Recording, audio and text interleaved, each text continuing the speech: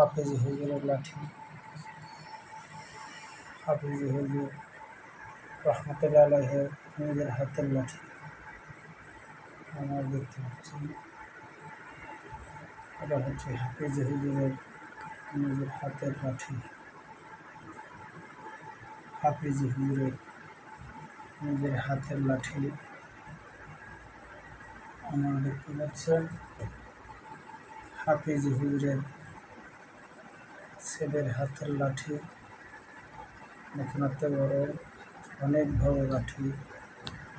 হাফেজ হুজুরের ছেলের হাতের লাঠি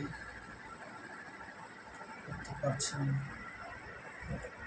হুজুরের হাফেজ হুজুরের লাঠি